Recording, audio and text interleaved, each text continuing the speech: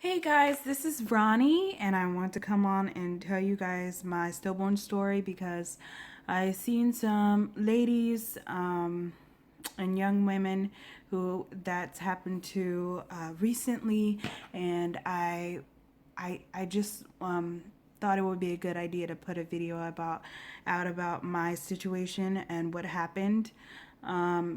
And in case I know it's hard to find people to talk to and things like that when you're going through that situation, and sometimes you feel like you're all alone and nobody understands you.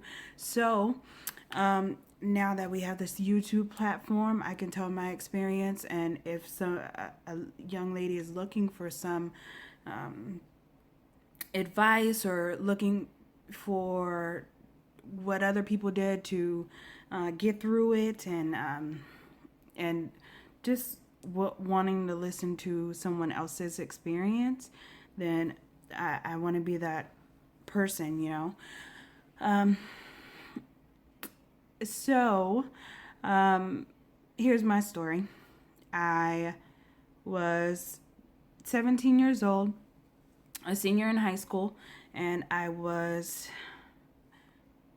25 weeks and 5 days. Me and my husband were having sex, and he wasn't my husband back then, but he was my boyfriend, and we were having sex. And after we were done, like right after, gush, my water broke all over the bed, and it's just a big shock to you when your water breaks, especially like that, because usually you don't hear about your water breaking and you don't hear about it gushing. You think it's like little trickles or something like that, but it was like in the movies, like a big okay.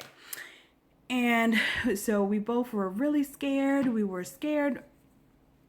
So I went to the bathroom, and he was like, "No, maybe you just peed on yourself or something." And I was like, "No, no, it's real, it's real." So we rushed to the hospital. We called everybody on the way, told them what happened, and once we got to the hospital, we went to the hospital that I usually went to. And we went to the emergency room, and after they did the ultrasound, they measured all the amniotic fluid inside of me, and how much he had around him. And then they came back in, and they had about, I remember, like 4 or 5 doctors, and they came in and they said, basically, your baby's not going to make it.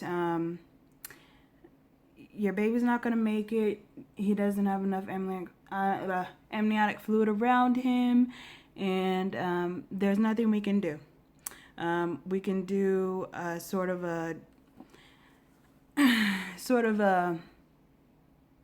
evacuation. See, I still get pissed off talking about them. We can do sort of like just make you go into labor, or we can do like a DNC or something. And I said, what the fuck are you talking about? Like, why can't you help my baby? Like, what do you mean? You can't help my baby? What do you mean? I'm 25 and 5. I don't understand. You can't help my baby. I don't understand. They said, no, there's nothing we can do. He's just gone. You just have to accept that he's going to die. I said, accept it. Like it just wasn't clicking for me. Like, why are you guys saying that my baby's gonna die? Like, why are you guys not giving me a different option to where I can save him? And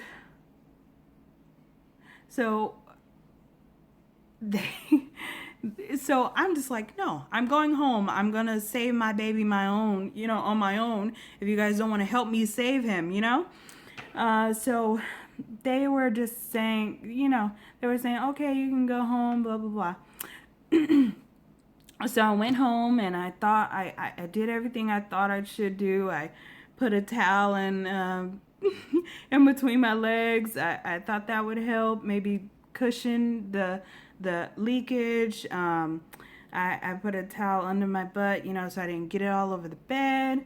And I just laid there. I didn't move. I barely went pee, because I was just like, I just have to lay here to save my baby, as long as I have to, and so I did that. That's what I did. And so the next day, my husband's aunt called and said she wanted us to go to this different hospital that was really good dealing with preemies and dealing with preemies. So I went to that hospital, and at that hospital, I remember that they took me right in, and they said, in a better way, they said, we can keep you here and monitor your baby, and but if anything happens, like you have, he starts having decelerations in his heart rate, or if he shows any signs of stress, or you even show any signs of infection, because with your water breaking, you have high risk of an infection, and we'll take you right to the emergency C-section, and we will take him out, and you will have to watch him pass away in your arms, because he'll be struggling to breathe, and he'll be struggling to breathe, and basically I'll just have to watch him die. But they would rather do that than me getting an infection and risking my life also. And I, in my head, that wasn't good enough. It wasn't right, because I still have to watch my kid die, while I survive. And to me, my kid's life is not more important than mine, So I didn't understand why they kept saying, like, we don't want you to risk infection. And I'm just like, I don't care about that. Like, what can I do to save my baby, And they weren't telling me that. They weren't telling me what I could do, and I'm young and 17 and scared, and I don't know what to do, and everyone's just telling me there's nothing you can do. And in my head, I'm a mom, and I'm going to do whatever I can, so I went home again because I said, you guys are tripping, like, I'm going to save my baby, So I went home again and did the same thing. And why? You got to cough.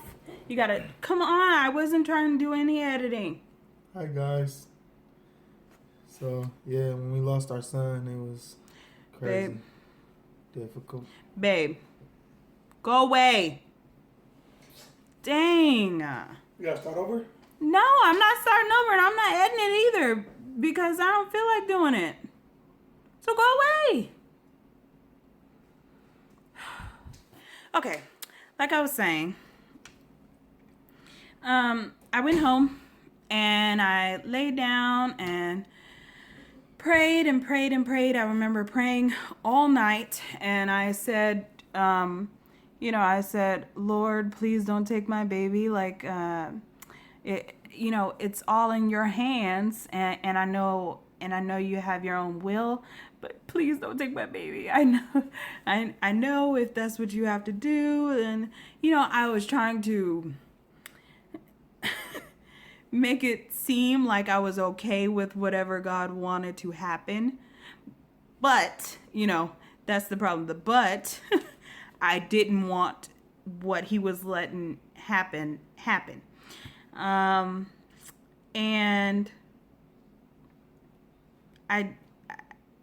I prayed and prayed all night, and I said to myself, if he does pass away, it will be between his parents, the people that love him, and he won't be snatched out, and we will not watch him die. I thought that if he was going to pass away, I think he should be comfortable and not struggling,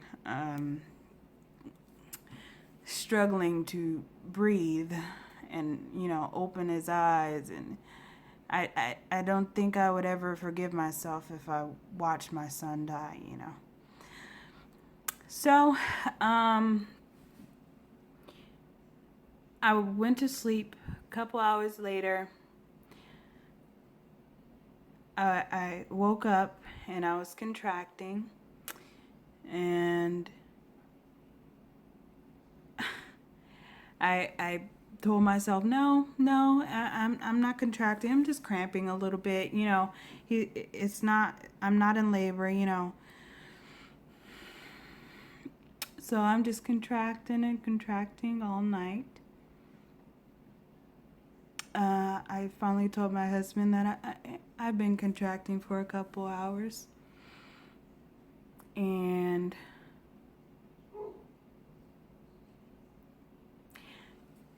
he said, I think we should go back to the hospital. So we went.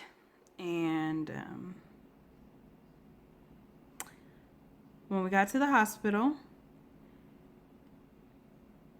they took me right in, and they said, well, they did an ultrasound.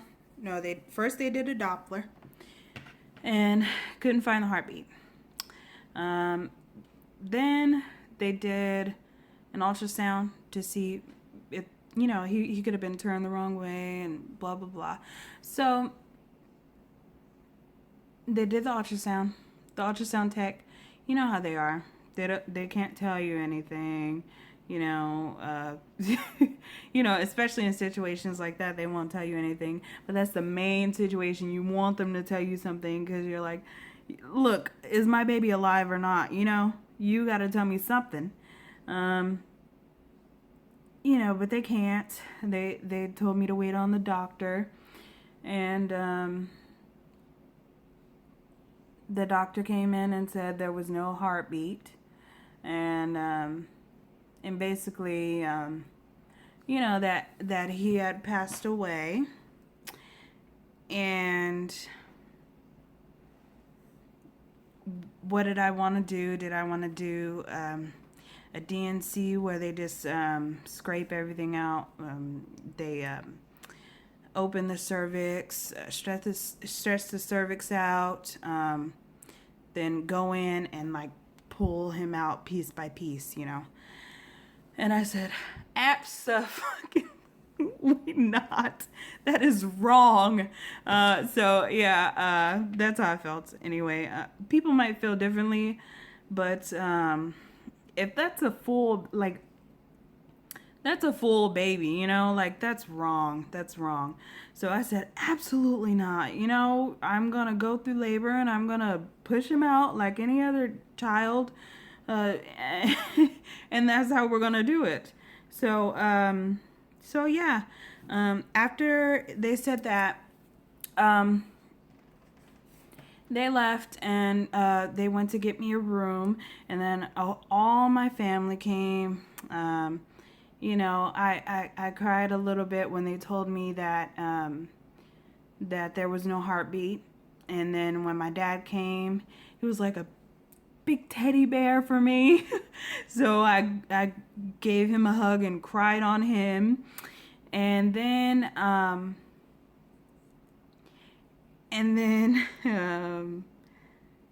they got me in a room. They started up with Pitocin, and since my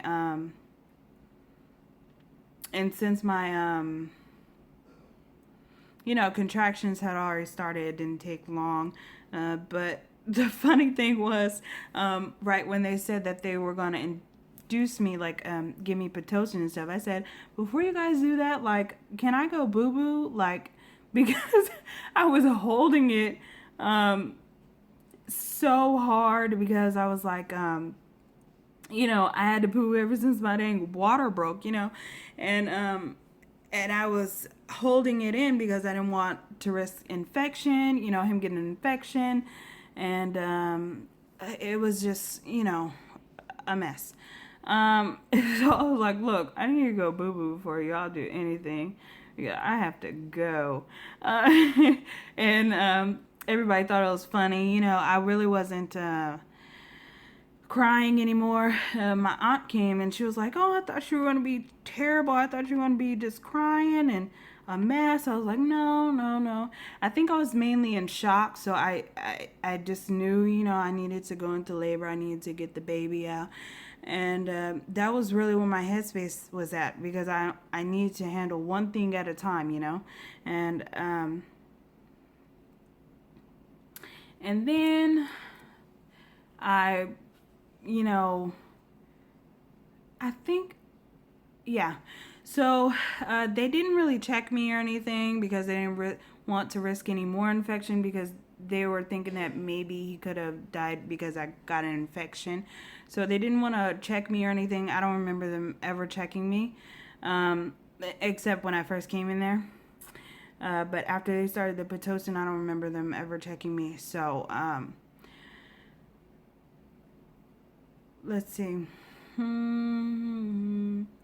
So at first I got the pain numbing, the medicine, just the numbing medicine, to, sorry. My mind goes blank sometimes. Ugh. I got the regular just medicine, pain medicine. And it made me all drowsy, nodded off for a little while. And then when I woke back up, I needed the epidural. I got the epidural, and it was a bad epidural experience, but all of them have been.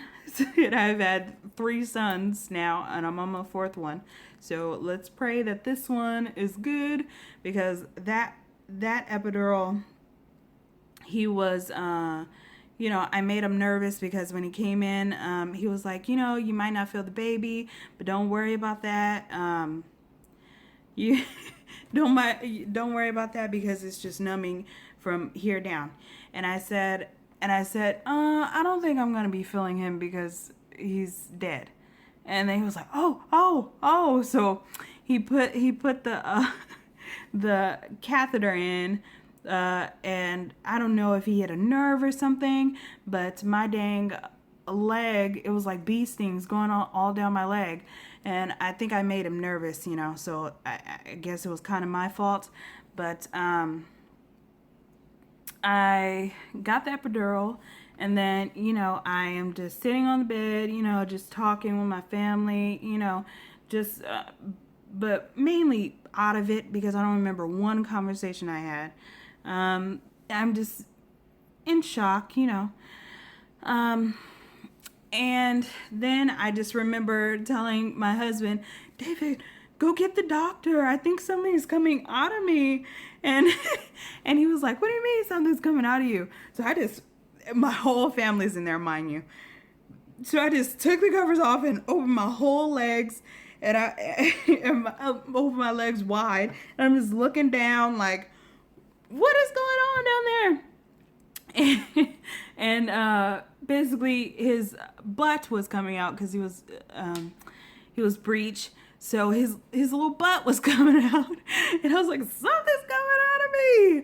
So he ran down the hallway to get the doctor, and then the doctor came, and I was like, look, something, he's coming out, he's coming. And it was so funny. And then he finally came out, and we got to hold him for a little bit, take pictures of him, and he was really cute. But if you've ever seen a baby born at 26 weeks, you would know that their skin is still kind of see-through. So he was kind of reddish toned. His feet were the right color, but yeah. So after okay. After he came out, we took pictures of him, and they said we can keep him as long as we wanted. But we only kept him for, I believe, like 5 minutes, 10 tops. And they said that they would take him and they would leave him here as long as I was here, and they would, and I could bring him back and see him as many times as I want while I was here. We never ended up getting him back to see him again because after he's in the freezer and stuff, it's not the same. So I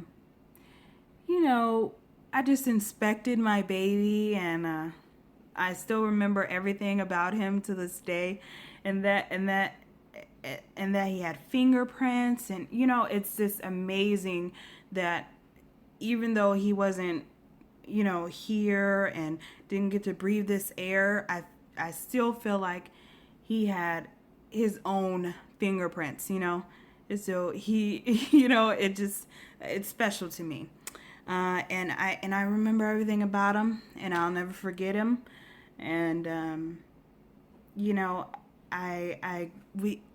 we got pictures from them.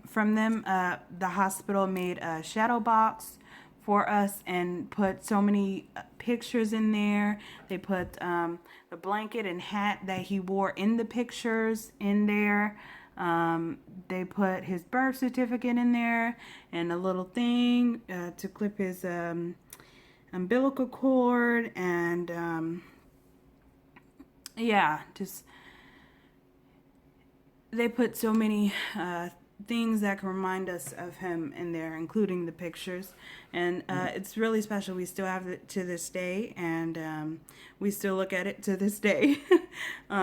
Just as a reminder that he'll never be forgotten, especially like on his birthday and things like that. We look at it, and it means a lot. So, I love that in the hospital, we just wanted to be alone, and I just wanted to heal, and I was still in shock, so, they had like, preachers, not preachers, but, I don't know what they're called, but they had a lot of people come in there to see if we were doing okay with our grieving, and they even had a grievance counselor come in there and like to see how we were feeling, like if we were feeling like suicidal or anything, especially me, and they just cared, and that meant a lot. Meant a lot. So we went home, and it was a long grieving process. I would say for the first, we went home, and my husband, and thank God he was there because he planned his funeral. I wasn't able to do any of that. I wasn't there. I wasn't in my headspace. He planned the funeral. He dealt with everything I had to do with the funeral. Got the little casket. It was more like a little box because he was so small, and we had a funeral, and everybody showed up. The family was all there to support my side and his side, and it meant so much that they were there, and I think that gave us closure, especially my husband. I think it gave us closure, but for me it took a lot longer. So I would say I was not there. Um, I was not there in spirit, I would say. My body was everywhere, everywhere it needed to be. And like I said, I was a senior in high school, so I didn't go to school anymore. Um, I didn't care about that. I didn't care about eating. I lost a lot of weight. I didn't care about going outside. I got really light. um, Probably vitamin D deficient, and malnourished. Um, I didn't. I didn't. It's hard to, sometimes it's hard to remember um, what happened in those months after. Um, I would say for about 3 months, I was not there. Um, I can't remember anything. I remember my husband, he was in college, and he went to school and everything. I don't remember anything. I remember I would wake up in the middle of the night crying and saying, "Why us? Why us? Why do they deserve babies and we don't? Why did they take? Why did God take our baby? And I remember. Okay, so I want to say that the last thing I remember about my down stage, or grieving, heavy grieving stage, because that's what I like to call it, because I feel like you're forever grieving the loss of that child. The last thing I remember about my hard grieving stage was my grandma calling me and saying that, you know, if I love my husband, then I have to remember him in this situation, and I can't just not be there. I think she said that I still needed to be there for him, and I needed to start getting myself back. Um, so she came and got me, or I drove to her house. I don't remember. I went to her house and she did my hair, and because I wasn't doing my hair, nothing. I wasn't getting dressed. I mean, I was wearing.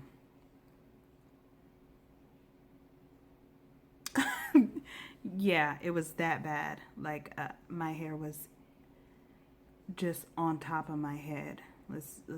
Put it that way. Um, so yeah, I left the house. I I got my hair done. She did my hair, and that helped me start feeling more like myself. You know, I still don't feel like I'm that person, but I was still feeling a lot better. Um, I remember, I would start just doing little things, slowly starting to feel myself again. Taking pictures. I started taking pictures again because my hair was done, and I went and got my nails done, and you know started feeling more like myself. And more of the story is that I that you can find yourself again. You might not be the exact same person, because I am definitely not. Especially after that, I am not the same person. I am in counseling to this day, because I have anxiety problems. I'm on here to be honest, and I want to be honest. I have anxiety problems, and I am, worried about everything. And for example, this pregnancy, I am right at 26 weeks. I'm 26 weeks and 2 days, and it is like eating away at me. Like today, I had this urge. I said, I need to go to the hospital because I haven't checked on my baby and I need to make sure he's okay.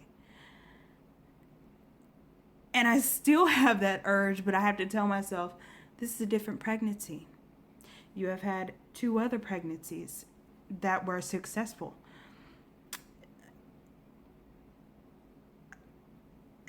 I I still want to go just to make sure everything's okay, and it's eating away at me.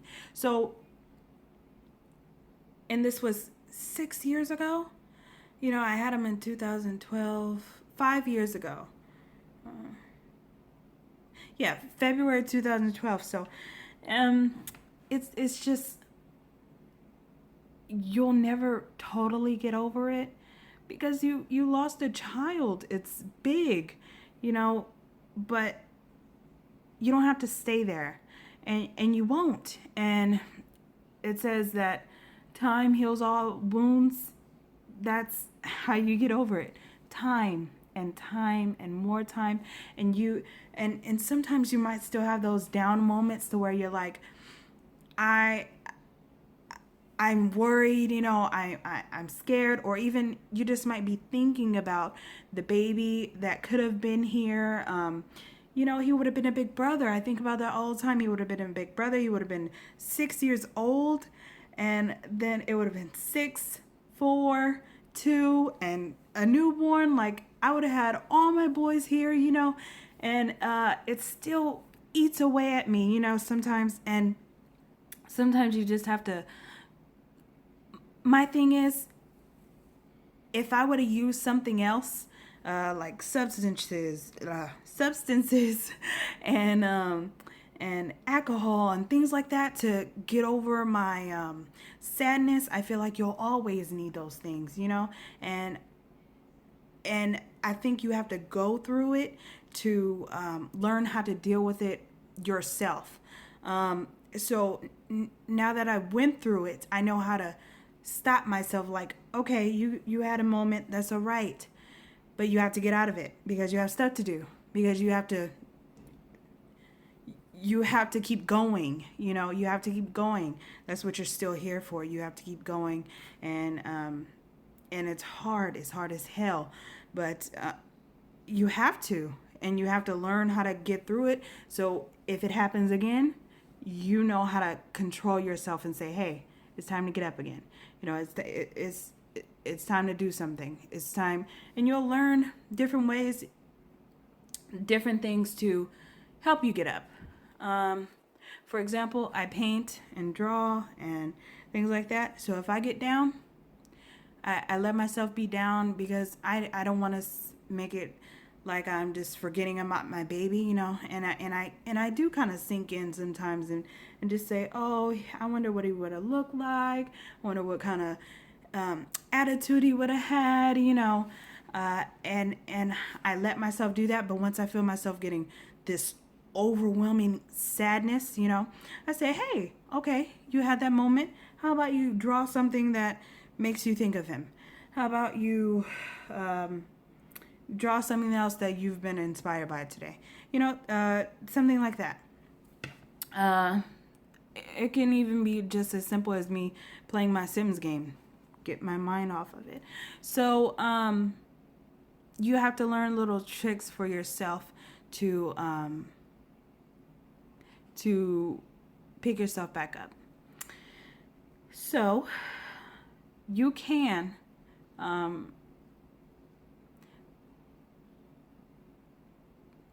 get out of that deep grieving stage. You can, and you will. I went back to school. I had to go to this continuation school, but thank God I still got to graduate at my school with my class.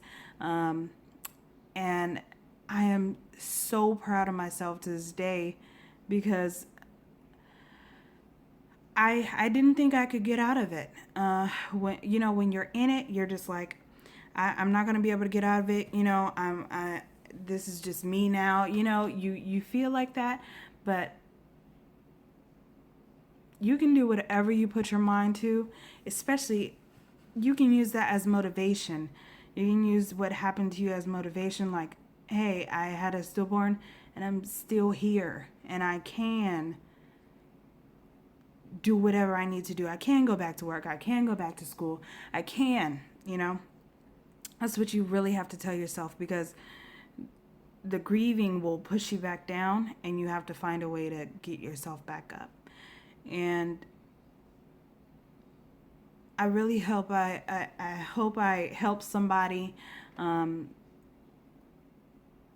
who might not have anybody to talk to, because I know in my situation, you know, nobody really knew what to say. A lot of people said things that they shouldn't have. Like, like I remember this is the main thing in my head that I always remember.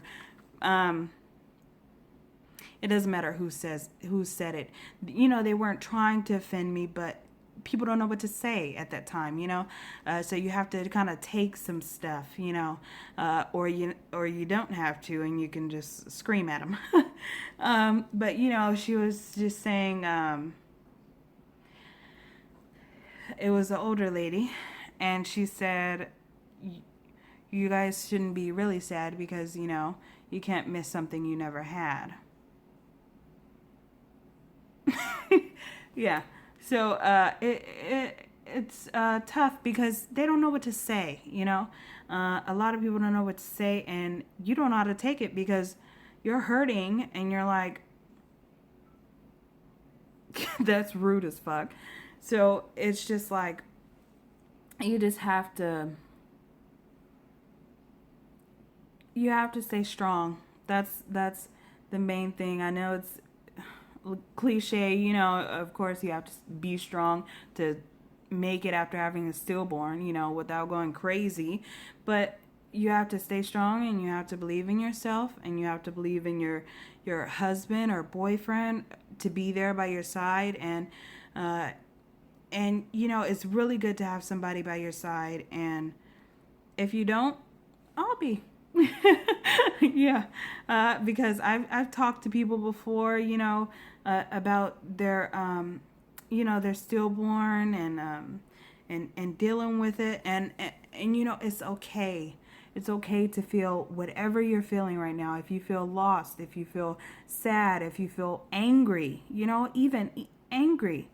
You can feel angry. It's okay, because your grieving process, and no one else understands it, because it's the way you grieve and the way you're handling losing your baby. You know, it's hard, but I believe you can do it. I believe if I did it, then you can do it. I believe anybody can do it, because I feel like